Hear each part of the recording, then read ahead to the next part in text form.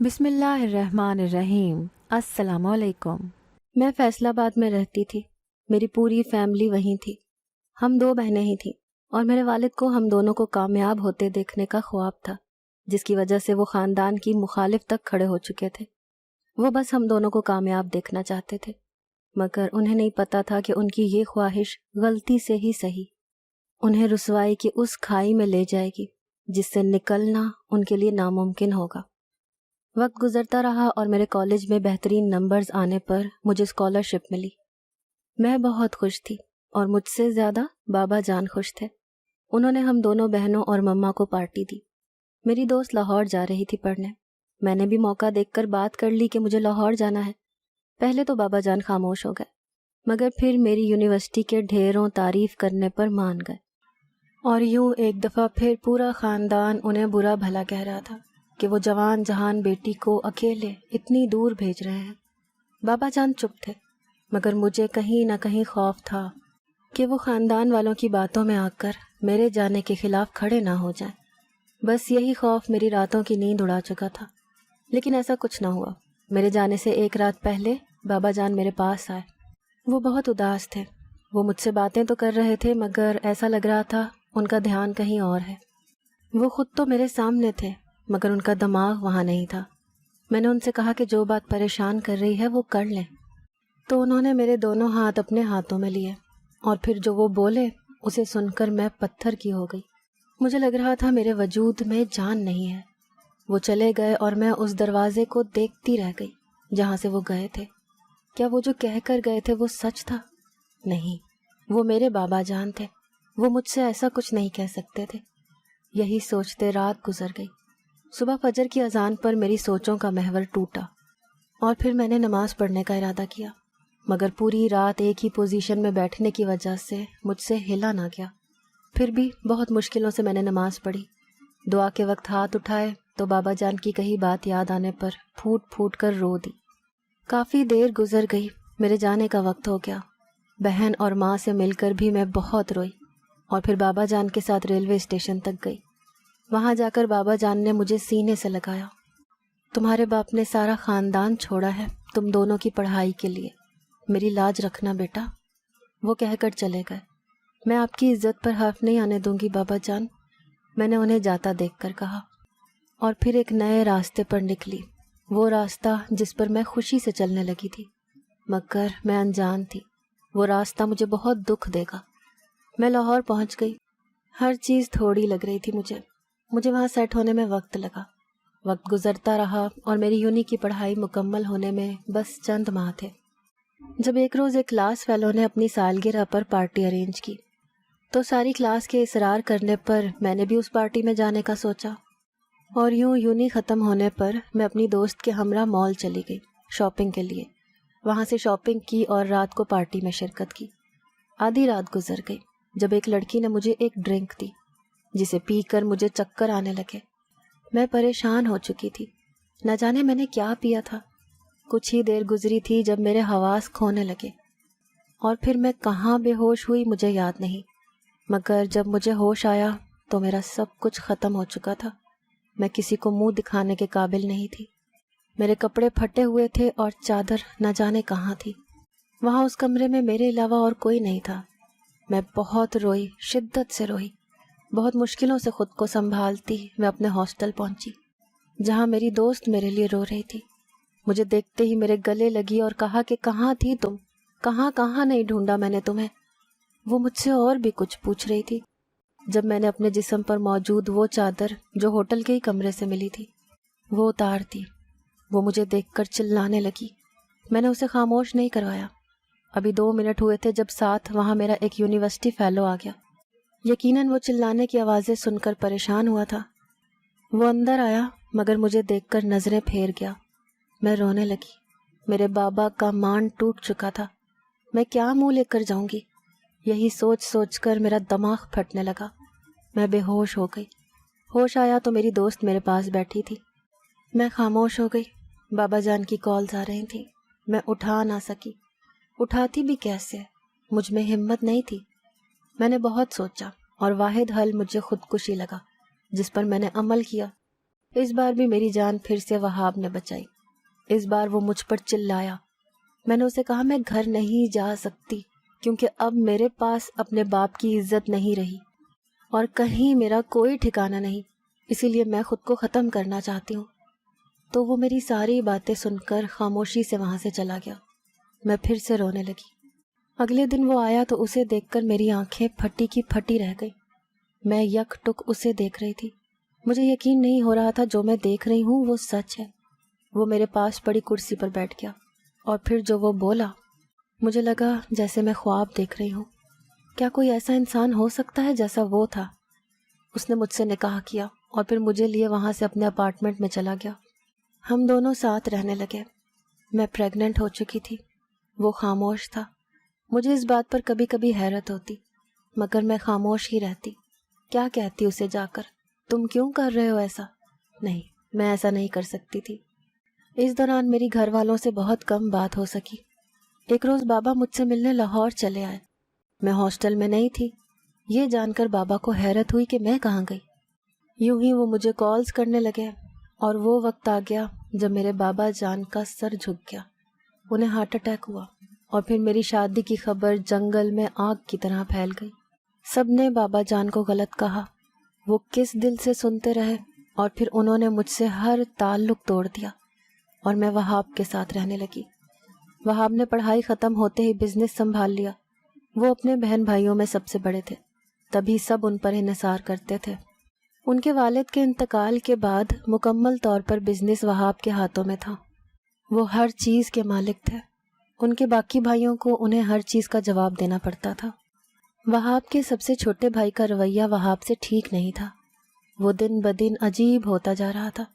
نہ جانے کیوں، مگر مجھے اس سے خوف آتا تھا۔ میں نے یہ بات وہاب سے بھی کہی، مگر انہوں نے ہنس کر ٹال دی۔ ایک روز میں کچن میں تھی، دوپہر کے کھانے کا وقت ہو رہا تھا، جب دروازے پر دستک ہونے لگی۔ میں نے بھاگ کر دروازہ کھولا۔ اس قدر تیز دستک پر میرا دل خوف سے لرزنے لگا تھا، مگر جیسے ہی دروازہ کھولا سامنے وہاب کا چھوٹا بھائی غصے میں کھڑا تھا۔ کہاں مر گئی تھی آپ؟ کتنی دیر سے دروازے پر کھڑا ہوں، وہ غصے سے چلایا۔ میں 2 قدم پیچھے ہٹی، تبھی وہاں سے وہاب کی چھوٹی بہن انیکا آ گئی۔ یہ کیا طریقہ ہے بات کرنے کا؟ اس نے میرے چہرے پر خوف دیکھ کر اسے کہا، پھر اسے لیے اپنے کمرے میں چلی گئی۔ میں نے سارا کام ختم کیا اور چھوٹے بچے کے لیے دودھ بناتی اپنے کمرے میں جانے لگی۔ جب انیکا کے کمرے کے قریب سے گزرتے اندر سے وہاب کا نام سن کر رکی۔ ان کا بھائی غصے سے کچھ کہہ رہا تھا۔ میں نے دروازے کے قریب جا کر سننا چاہا، لیکن اس کی بات سنتے ہی میرے دل کی دھڑکن رک گئی۔ کوئی بھائی اپنے بھائی کے لیے کیسے یہ سب کہہ سکتا تھا؟ میرے ہاتھ پیر کانپ رہے تھے۔ میں وہاں سے بھاگی اور اپنے کمرے میں بند ہو گئی۔ شام تک بند رہی۔ انیکا نے مجھے بلایا مگر میں نہیں گئی۔ کیسے جاتی؟ مجھے اب ان دونوں سے ڈر لگ رہا تھا۔ میں نے اپنے 7 بچے ساتھ لگا رکھے تھے۔ مجھے ڈر تھا کہ کہیں ان میں سے کوئی باہر نہ چلا جائے۔ رات کو وہاب گھر آئے تو سیدھا کمرے میں آئے۔ میں ان سے لپٹ کر بہت روئی۔ وہ مجھے چپ کرواتے میرے رونے کی وجہ پوچھ رہے تھے، مگر میری زبان میرا ساتھ نہیں دے رہی تھی۔ میں کیسے اپنے شوہر کے لیے وہ الفاظ ادا کرتی جسے سن کر میری حالت اتنی بری ہو رہی تھی۔ وہاب مجھے چپ کروانے لگے۔ اس وقت انہوں نے وجہ پوچھنی ترک کرتی تھی۔ میں روتے ہوئے سو گئی۔ اگلی صبح تک مجھے تیز بخار ہو چکا تھا۔ وہاب سچ میں پریشان ہو گئے کہ آخر ہوا کیا ہے، لیکن ان کی پریشانی کم کرنا اس وقت میرے بس میں نہیں تھا۔ وہاب آفس نہ گئے۔ اس دن وہ سارا دن میرے پاس رہے۔ اگلے دن میں کافی بہتر تھی، مگر پھر بھی میں نے وہاب کو کمرے سے نکلنے نہ دیا۔ دن گزرتے جا رہے تھے۔ میں آہستہ آہستہ وہ بات بھول گئی، اور ویسے بھی گزرتے وقت کے ساتھ میرے دیور کا رویہ میرے شوہر سے بہتر ہوتا جا رہا تھا۔ مجھے کبھی اس سے خوف آتا اور اس کا رویہ مجھے منافقت لگتا، مگر کہہ نہ پاتی۔ اور کیا کہتی؟ کس سے کہتی؟ وہاب تو میری اس طرف سے سننے سے انکاری تھے۔ جب بھی میں ان سے اس بارے میں کہنے کی کوشش کرتی، وہ میری بات کو میرا وہم کہہ دیتے اور ہنس کر ٹال دیتے۔ میں نے سوچا کہ شاید یہ میرا وہم ہی ہے، تبھی میں نے اس بات پر دھیان دینا چھوڑ دیا۔ میرے 8 بچے تھے اور 9واں میرے پیٹ میں تھا، جب ایک روز وہاب کی اچانک وفات ہو گئی۔ ان کا ایکسیڈنٹ ہوا تھا اور حادثہ بہت برا تھا۔ میں تو اپنے ہوش و حواس میں نہیں تھی۔ میرے بچے کہاں ہیں مجھے اس بات کی خبر نہیں تھی۔ میرے شوہر کی وفات نے مجھے بے جان کر دیا تھا۔ ایک حالت ویسی تھی اور دوسرا اتنا بڑا صدمہ میرے بس میں سنبھلنا نہیں تھا۔ میں دن رات روتی رہتی۔ ایک ہفتہ گزر گیا جب میرے دیور نے میرا ہاتھ پکڑ کر مجھے سمجھایا کہ میں یہ سوگ چھوڑ دوں۔ میں اسے دیکھنے لگی۔ اس کے چہرے پر ذرا دکھ نہیں تھا۔ لگ ہی نہیں رہا تھا کہ اس نے ابھی اپنے بڑے بھائی کو کھویا تھا۔ میں یہی سوچ رہی تھی جب اس کی ناقابل برداشت حرکت پر ہوش میں آئی۔ اس نے میرے ہاتھ کو اپنے لبوں سے لگایا تھا۔ میرے وجود میں جیسے بجلی کسی رفتار آئی تھی۔ میں وہاں سے اٹھ کر اس سے دور ہوئی۔ آپ مجھ سے شادی کر لیں، اس نے مسکراتے ہوئے کہا۔ میرا دل تو پہلے ہی دھڑکنا بھول گیا تھا۔ اس بات پر جیسے مردہ دل پر کسی نے خنجر چلایا ہو۔ یہ کیا بکواس ہے؟ میں نے چلا کر پوچھا، مگر میری آواز نے حلق سے نکلنے سے انکار کر دیا تھا۔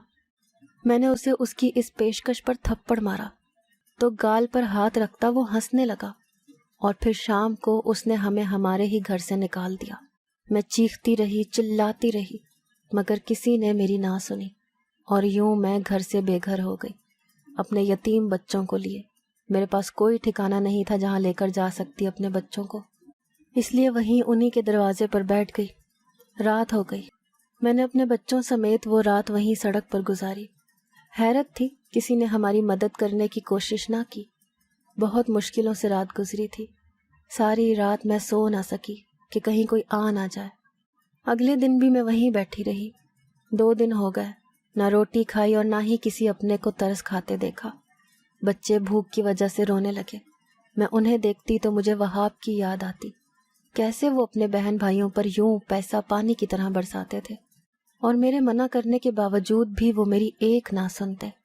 میں تھک ہار کر چپ ہو گئی تھی۔ آج مجھے وہ شدت سے یاد آ رہے تھے، وہ جنہیں ایک لمحہ ناراض نہیں ہونے دیتے تھے، وہ ان کے بچوں کو در در کی ٹھوکروں پر چھوڑ چکے تھے۔ کتنی بے حس ہے یہ دنیا، کسی کا احسان یاد تو کیا رکھے گی، یاد کروانے پر مانتی تک نہیں ہے۔ میں نے سوچا ان سے کچھ پیسے لے لیتی ہوں، کچھ دنوں کا گزارا ہو جائے گا۔ یہی سوچ کر میں نے دروازے پر دستک دی تو دیور باہر آیا۔ کیا چاہیے؟ اس نے بیزاریت سے پوچھا۔ کچھ پیسے، میں نے سر جھکاتے کہا۔ کیسی اذیت تھی، اپنے ہی گھر کے دروازے پر فقیر بنی کھڑی تھی۔ ماں تو ماں ہوتی ہے، فقیر بھی بننا پڑے بن جاتی ہے۔ میں بھی بن گئی۔ اس نے جیب سے چند نوٹ نکال کر میری طرف یوں اچھالے جیسے میں سچ میں فقیر ہوں۔ میری آنکھوں سے آنسو جاری ہو گئے۔ یہ کیسی آزمائش تھی، میں سمجھ نہ سکی۔ میں دوپہر تک اپنے بچوں کو کھانا کھلا چکی تھی۔ سڑک کے کنارے ایک آدمی چاول بیچ رہا تھا، میں نے وہی لے کر بچوں کو دیے تھے۔ میں وہیں گلی کے کارنر پر بیٹھ گئی۔ جب وہاں سے دیور گزرتا ہوا میرے پاس آیا، تمہیں اب بھی کہہ رہا ہوں مجھ سے شادی کر لو، اچھی رہو گی، چھت مل جائے گی اور ان بچوں کا بھی خیال کر لوں گا، اس نے بہت آہستہ سے کہا۔ میں نے منہ موڑ لیا۔ تمہیں شرم نہیں آتی ایسی بکواس کرتے ہوئے؟ تمہارے بڑے بھائی کی بیوہ ہوں میں، وہ بھائی جس نے تم سب کو سنبھالا، وہ بھائی جس کے ٹکڑوں پر تم سب پلتے رہے ہو۔ تمہیں تو اتنی شرم نہیں کہ تم اپنے بھائی کی قبر کی مٹی بھی گیلی ہے۔ میں نے غصے سے کہتے اسے دیکھا۔ آخر میں رونے لگی۔ میری بے بسی کا اندازہ کوئی نہیں لگا سکتا۔ وہ خاموشی سے چلا گیا۔ کچھ ہی دیر بعد وہ واپس گھر جا رہا تھا۔ اس کے جانے کے 1 گھنٹے کے بعد وہاں سے امام صاحب کا گزر ہوا۔ وہ ہماری ہی مسجد کے امام تھے۔ وہ مجھے دیکھ کر وہاں میرے پاس آ گئے اور 2 قدم دور کھڑے ہو گئے۔ تم یہاں کیوں بیٹھی ہو حسنہ؟ میں نے ان کے سوال پر انہیں دیکھا۔ وہ ہم دونوں میاں بیوی کو جانتے تھے۔ میں ان کے گھر اپنے بچوں کو قرآن پڑھنے کے لیے چھوڑنے اور لینے جاتی تھی، تبھی وہ میرا نام جانتے تھے۔ میں نے انہیں سب کچھ بتا دیا تو وہ کچھ دیر کی خاموشی کے بعد بولے، میں آج سے تمہارے بچوں کا وارث ہوں، بس تم رات مسجد میں میرے ساتھ رہو گی۔ میں ان کی بات سن کر چونک گئی۔ مجھے شدید حیرت نے گھیر لیا۔ وہ یہ کیا کہہ رہے تھے؟ اتنے معزز انسان ہو کر ان کا یہ بات کہنا مجھے سمجھ میں نہ آیا۔ وہ ایسا کیوں کہہ رہے تھے؟ کیا وہ بھول چکے تھے کہ وہ مسلمان ہیں، یا وہ اپنی نوکری بھول چکے تھے؟ میں نے ادھر ادھر دیکھا، وہاں کوئی نہیں تھا۔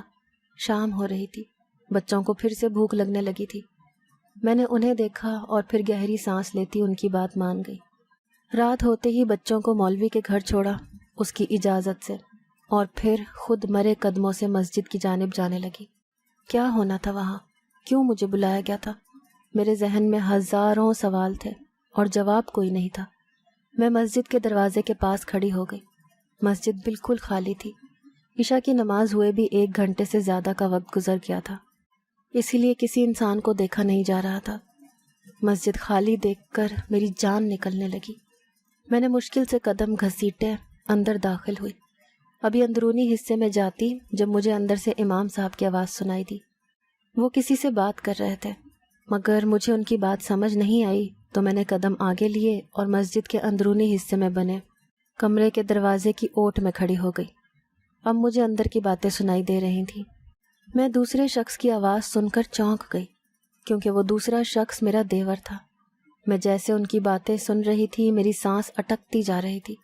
مجھ سے وہاں کھڑے رہنا محال تھا، اسی لیے میں نے واپس جانے کا سوچا۔ ابھی میں 1 قدم واپسی کے لیے نکلنے ہی لگی تھی جب سماعت سے ٹکرانے والے لفظوں نے میرے قدم پتھر کر دیے۔ مجھے لگ رہا تھا جیسے میرے قدموں میں جان نہیں ہے۔ وہ الفاظ نہیں بلکہ خنجر تھے جو میرے دل پر اتر رہے تھے۔ مجھے اپنے دل کی دھڑکن بند ہوتی محسوس ہو رہی تھی۔ پھر آہستہ آہستہ میں نے قدم واپسی کے لیے اٹھانے شروع کیے۔ میں چند قدم ہی چلی تھی، کان جیسے بند ہونے لگے تھے شوق سے۔ یہ کیسے ہو سکتا تھا؟ وہ انسان بھائی ہو کر یہ حرکت کیسے کر سکتا تھا؟ یہ سوچتے ہوئے اب مجھے کچھ سنائی نہیں دے رہا تھا۔ پتھر ہوئے قدموں سے جان نکلنے لگی۔ بے جان ہوتے قدم لڑکھڑانے لگے تو گرنے سے بچنے کے لیے میں نے دیوار کا سہارا لیا اور بہت مشکل سے چلنے کی کوشش کرتی وہاں سے نکلنے لگی۔ جب میرے کانوں میں وہ الفاظ پڑے جنہیں سن کر میرے حواس مکمل طور پر کھو گئے اور میں وہیں لڑکھڑا کر گر گئی۔ جب ہوش آیا تو میں مسجد کے امام کے کمرے میں تھی اور میرے پاس امام مسجد کی بیوی بیٹھی تھی۔ کیسی ہو بیٹا؟ انہوں نے محبت سے پوچھا۔ میں نے انہیں دیکھتے ہی اٹھنے کی کوشش کی مگر اٹھ نہ سکی۔ درد بہت تھا۔ میں نے پیٹ پر ہاتھ رکھا تو مجھے اپنے بچے کا خیال آیا۔ میرا بچہ وہ ٹھیک ہے نا؟ میں نے ڈر اور خوف سے پوچھا۔ جی ہاں، تمہارا بچہ ٹھیک ہے، شکر ہے تم پیٹ کے بل نہیں گری تھی۔ ان کے کہنے پر میرا سویا دماغ جاگنے لگا تھا اور پھر مجھے سب کچھ یاد آتا رہا۔ مجھے یہاں نہیں رہنا۔ میں نے ایک بار پھر اٹھنے کی کوشش کی مگر ناکام رہی۔ تم تھوڑی دیر سکون کرو، میں آتی ہوں، وہ کہتی ہوئی چلی گئی۔ میرے دماغ میں پھر سے وہی باتیں چلنے لگیں جو میں نے مسجد میں سنی تھی۔ دیکھیے امام صاحب، اگر آپ میرا کام کریں گے تو میں آپ کو منہ بولی رقم دوں گا۔ آپ اسے غلط طریقے سے چھیڑیں، اسے تنگ کریں تاکہ وہ مجبور ہو کر مجھ سے شادی کر لے۔ دیور نے لالچ دینے والے انداز میں انہیں کہا تھا۔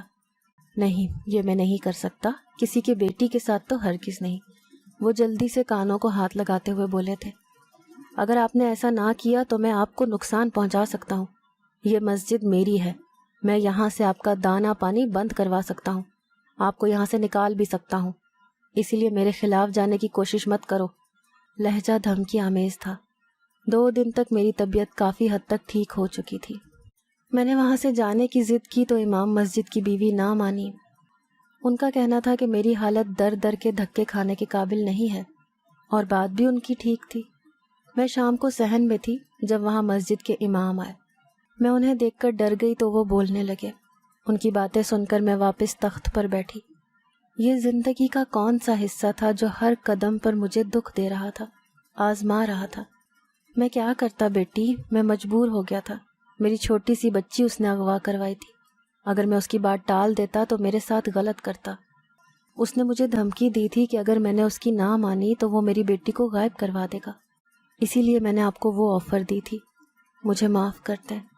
میں خاموش تھی، یا شاید میرے پاس کہنے کو کچھ نہیں تھا۔ میں نے آپ کو دیکھا تو یہاں لے آیا۔ آپ فکر مت کریں، میں نے اسے جیل بھجوا دیا ہے۔ دوست کی مدد سے میں نے FIR کٹوائی تھی۔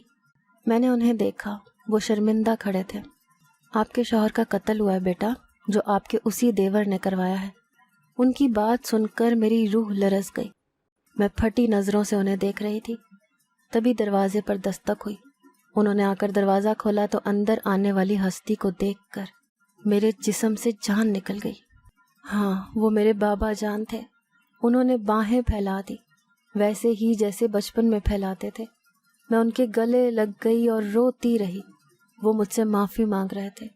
انہوں نے بتایا کہ انہیں وہاب نے راضی کیا تھا، وہ تب سے اب تک کوشش کرتا رہا تھا۔